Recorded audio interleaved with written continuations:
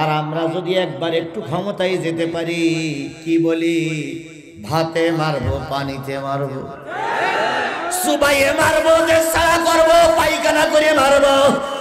কিছুদিন পরে তোমার যখন ক্ষমতা চলে যায়, জনগণ তখন জুতা পিটা করে যখন বাইরে বের করে দেয়, তখন তুমি চোখের পানি ফেলাই কান্দো। যেমন কর্ম তেমন ফল, আগে যা করেছ এখন নারীর প্রতিশোধ নিতে হচ্ছে।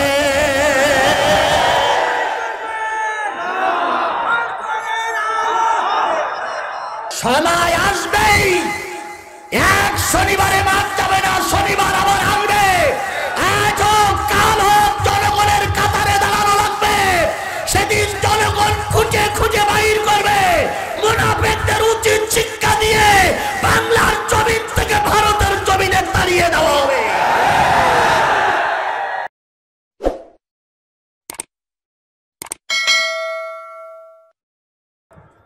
আমরা একত্রিত হতে চাই, কিন্তু কারা যেন আমাদের একত্রিত হতে দিচ্ছে না। কোথায় যেন প্রতিবন্ধকতা রয়েই গেছে। কথা বলেন ঠিক না বেঠিক? ভাই ভাইয়ের সঙ্গে দেখা করতে চায়, সন্তান বাবার সঙ্গে দেখা করতে চায়, বন্ধু বন্ধুর সঙ্গে দেখা করতে চায়, কিন্তু কারা যেন আমাদের দেখা করতে দিচ্ছে না।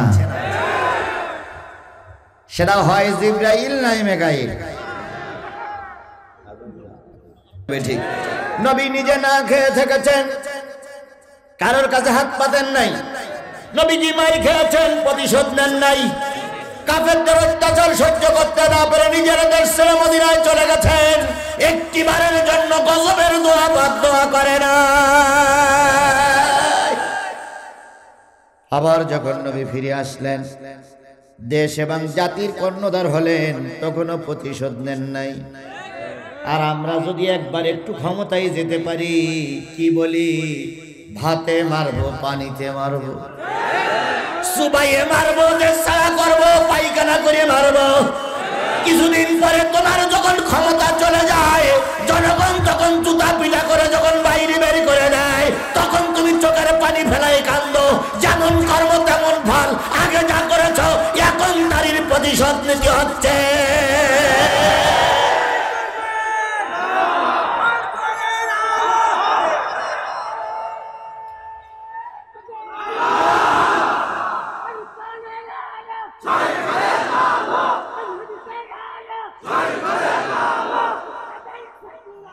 আমার ভাইরা, নবী ছিলেন আদর্শ মানব। কথা বলেন ঠিক না বেঠিক? নবী কালেমার দাওয়াত দিয়েছেন। বলুন তো, নবী কি কারোর জমি ফাঁকি দিয়েছিলেন? নবীর বিরুদ্ধে কোনো নারীর দুর্ঘটনা, নারী ঘটিত কোনো মামলা কোনো আদালতে ছিল? নবী কাউকে অন্যায়ভাবে মেরেছেন এমন কোনো মামলা হয়েছে? তারপরেও নবীকে মার খেতে হয়েছে। নবী কালেমার দাওয়াত দিয়ে ঘুরে বেড়ায়। আবু জেহেল প্রথম ভদ্র ভাষায় বলল, কলেমা বন্ধ করে দাও। তারপরে হুমকি দিল, তারপরে লোভ দেখালো, তারপরে কি বিভিন্ন সলা বলে কলে কৌশল শুরু করলো। নবীর কাছে একদিন প্রস্তাব আসলো, সুন্দরী নারী চাইলে সুন্দরী নারী দেওয়া হবে, দেশের রাষ্ট্রের ক্ষমতা চাইলে অর্ধেকটা দিয়ে দেওয়া হবে, মন্ত্রিত্ব চাইলে মন্ত্রিত্ব দেওয়া হবে। বিনিময়ে কি বলবা না? কালেমার দাওয়াত দিবা না? নবী বললেন, চাচা যেটা দিতে পারে সেটাও যদি দাও, আকাশের চাঁদ সূর্য যদি আমার হাতে তুলে দাও, গোটা মক্কার যদি রাষ্ট্রপ্রধান বানিয়ে দাও, যতক্ষণ শরীরে নিঃশ্বাস থাকবে কালেমার দাওয়াত দেওয়া বন্ধ করব না। আবু জেহেল রাসূলকে মারল, রাসূলের তরবারি দিয়ে আঘাত করলো, রাসূলের মাথা ফেটে ফিনকে রক্ত বাহির হলো। রহমতের নবী, দয়ার নবী রক্তটা হাতে নিয়ে বললেন, মালিক, চোর ডাকাত খুনিরা দেশের নেতা, আর তোমার নবী রক্তাক্ত হয়ে আছে। আজকেও দেখতেছি গোটা পৃথিবীতে খারাপ লোকেরা রাজত্ব করতেছে, আর ভালো লোকগুলো জেল খেটে মরতেছে। জঙ্গি জঙ্গিবাদ সন্ত্রাসীবাদ যারা রাজত্ব করে বেড়ায়, চোরে ডাকাতির দলেরা ক্ষমতার মস্তদে বসে থাকে, আর বিশ্বনন্দিত আলেম জেলখানায় বসে কাঁদবে, ওদের চোখের পানি যত ঝরবে তত গজব নাজিল হবে।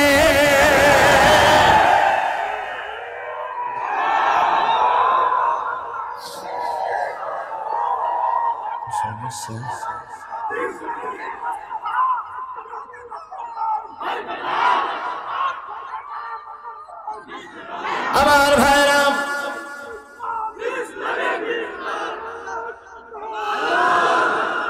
রাসূল মার খাইলেন কিসের কথা বলার জন্য?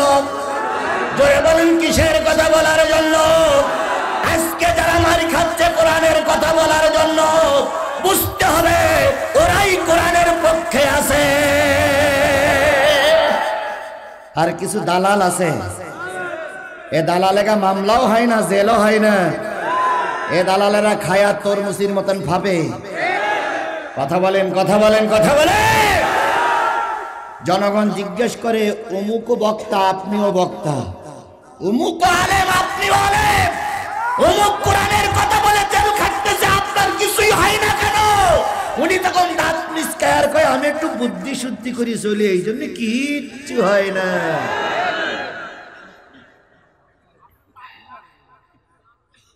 তুমি বেশি বুদ্ধি করে চলো, তোমার চাইতে রাসূলের বুদ্ধি কম ছিল তাই জেল খেটেছে। কথা বলেন ঠিক না বেঠিক? সময় আসবেই, এক শনিবারে মাঠ যাবে না, শনিবার আবার আসবে।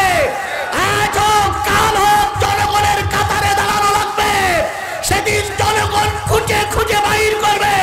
মুনাফিকদের উচিত শিক্ষা দিয়ে বাংলার জমিন থেকে ভারতের জমিনে তাড়িয়ে দেওয়া হবে।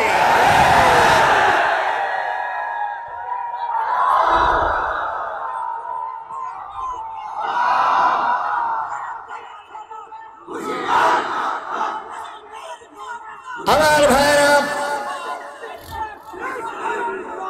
আল্লাহ নবী মার খাইলেন, রক্তাক্ত হয়ে গেল। নবীজি নালিশ করলেন কার কাছে? আমরাও বিপদে পড়লে নালিশ করব কার কাছে? আল্লাহ রাব্বুল আলামিন বললেন, ওয়ালা নাবলুয়ান্নাকুম বিশাইয়্যিম মিনাল খাউফি ওয়াল জু ওয়া নাকসিম মিনাল আমওয়ালি ওয়াল আনফুসি ওয়াস সামারাত ওয়া বাশশিরিস সাবিরিন। আমি তোমাদের পরীক্ষা নেব ভয় দিয়ে, ক্ষুধা দিয়ে, জানমালের ক্ষতি দিয়ে, মামলা হামলা দিয়ে, রক্ত নিয়ে, রক্ত দিয়ে তোমাদের পরীক্ষা নেব। এরপরে তোমরা যদি টিকে থাকতে পারো, আমি আল্লাহ তোমাদের সাথেই আছি। আল্লাহ যদি আমাদের সাথে থাকে আর কারো দরকার আছে? জোরে বলেন। আল্লাহর নবী রক্তাক্ত হইলেন, প্রতিশোধ দূরের কথা, প্রতিবাদ করার মতন পরিবেশ নাই, কিছু বললেই মার। আমরা সেই অবস্থায় পার করতেছি। আমাদেরকে মঞ্চের থেকে নামিয়ে টুপি খুলে নেওয়া হচ্ছে, আহত করা হচ্ছে, রক্তাক্ত করে রাস্তায় ফেলে রাখা হচ্ছে। প্রতিবাদ করার মতন পরিবেশ নাই। তবে একটা জিনিস মনে রাখতে হবে, পৃথিবীর সব দরজা যখন বন্ধ হয়ে যায়, মালিকের দরজা তখনই খোলা হয়। পৃথিবীর সব আদালতের রায় যখন বন্ধ হয়ে যায়, মালিকের আদালতের দরজা তখনই খোলা হয়। ভয় নাই রে, কোনো ভয় নাই, ভয় নাই রে, কোনো ভয় নাই। আল্লাহ যদি থাকে সহায়, ভয় নাই, কোনো ভয় নাই। নবীজি প্রতিবাদ করতে পারলেন না, জিজ্ঞেসও করতে পারলেন না, মারলেন কেন? ফিরে আসলেন ঘরে। খাদিজার দাফনার পর মুরুতের পরে মাথা রেখে আহত নবী শুয়ে আছেন। খাদিজা সেবা শুশ্রূষা করতেছেন। রাসূলের চাচা আমির হামজা এলাকায় ছিলেন না, তিনি ছিলেন শিকারিতে। এলাকায় এসে সংবাদ পাইলেন ভাতিজা মোহাম্মদকে আবু জেহেল মেরে আহত করেছে। আমির হামজা তখনও কালেমা পড়ে মুসলমান হন নাই। আমির হামজার রক্ত শরীরে ধ্বনিত হলো, গায়ের পশমগুলো খাড়া হলো। বাসায় ফিরলেন না, সোজা ভাতিজার কাছে চলে গেলেন। ভাতিজা, ভাতিজা মোহাম্মদ কেমন আছো? নবীজি আস্তে করে সোজা হয়ে বসলেন, দুই চোখের পানি টপ টপ করে ফুটতেছে। চাচা আব্বা নাই, আমি এতিম মানুষ, আবু জেহেল আমাকে মেরে আহত করেছে, আমার পাশে দাঁড়ানোর মতন কেউ নাই। আমির হামজা বললেন, ভাতিজা চোখের পানি দেখলে অন্তরে ব্যথা সহ্য করতে পারি না, চোখের পানি মোছো, আমি প্রতিশোধ নেবার জন্য চললাম। আমার নবী সব আমির হামজা চলে গেলেন। কাবার চত্বর দিয়ে দেখে আবু জেহেল তার সাঙ্গ পাঙ্গদের নিয়ে ঠাট্টা বিদ্রুপ করতেছে। দিয়েছি হুজুরকে ঠিক করে, কঠিন কথা, বাঘের মতন কথা দিয়েছি, কোরআনের কথা বলো, ঠিক করে দিয়েছি, মাথা বাস্ট করে দিয়েছি। আর সাঙ্গ পাঙ্গরা বলতেছে ঠিক ঠিক ঠিক। আছে আছে আছে, আরে বুঝে গেল, বোঝা গেল আবু জেহেল মরে গেছে, কিন্তু আবু জেহেলের প্রেতাত্মারা এখনো মরি নাই। আবু জেহেল বিদায় হয়েছে, কিন্তু আবু জেহেলের সাঙ্গ পাঙ্গ এখনো দুনিয়ার পরে বেঁচে আছে।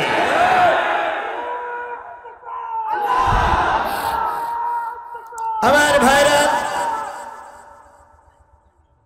আবু জেহেলের বক্তব্য শুনেন আমির হামজা পিছনে দাঁড়িয়ে বললেন, মুরব্বী আবুল হাকাম, কি হয়েছে? মোহাম্মদকে মেরেছ? মেরেছি, তাতে কি হয়েছে? আমি এখন পাওয়ারে, আমরা এখন ক্ষমতায়, যেটা বলবো ওটাই আইন। মোহাম্মদকে মেরেছি, তাই কি হয়েছে? আমার প্রতিশোধ নেবে কেনা? আমরাই পাওয়ারে, আমার মুখের পরে কথা বলার অধিকার কার আছে? আমার সব।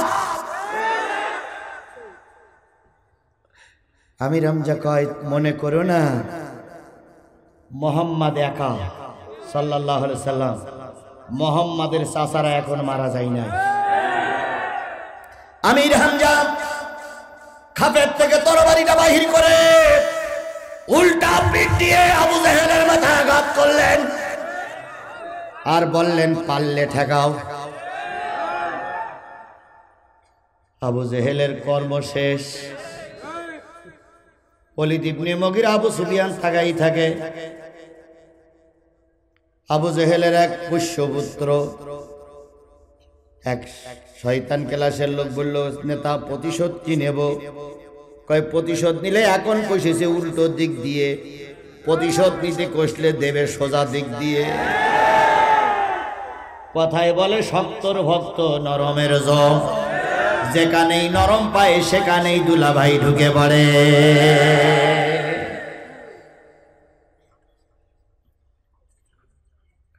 আমির হামজা চলে আসলেন, ডাক দিয়ে বললেন, ভাতিজা প্রতিশোধ নিয়ে এসেছি। নবীজি খুশি না বেজার? নবীজি খুশি না বেজার? নবীজি খুশি হলেন না। নবীজি মাথা উঁচু করে বললেন, চাচা কি প্রতিশোধ নিয়ে এসেছো? কয়, প্রতিশোধ নিয়েছি, যে তোমাকে মেরেছে আমি তাকে মেরে আহত করেছি।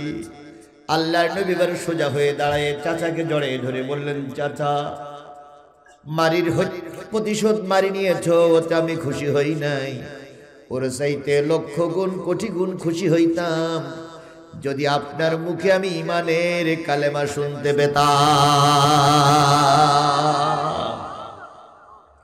আমির হামজা বললেন, ভাতিজা আমি তোমার মুখে হাসি দেখতে চাই, তোমার মুখ মলিন দেখতে চাই না। কয়েকদিন ধরে চেষ্টা করছি কালেমা পড়বো, কিন্তু সুযোগ আছে নাই। আজকে যখন সুযোগ এসেছে আমি ঈমানের কালেমা পড়িয়ে নিলাম, লা ইলাহা ইল্লাল্লাহু মুহাম্মাদুর রাসূলুল্লাহ। তাহলে নবী প্রতিশোধ নেন নাই, বরং ক্ষমা করে দিয়ে কলেমার দাওয়াত দিয়েছেন। আমরা যদি সেই উম্মত হয়ে থাকি, আমরাও প্রতিশোধে বিশ্বাসী না। আমরা চাই সকল মুসলমান কোরআনওয়ালা হয়ে যায়। সুতরাং রসুলের তরিকা, রসুলের এক মাদ্রাসায় আমরা বসেছি, এই জন্য রসুলের নামে দুরূদ আর সালাম সবাই মিলে বলছি সাল্লাল্লাহু আলাইহি ওয়াসাল্লাম।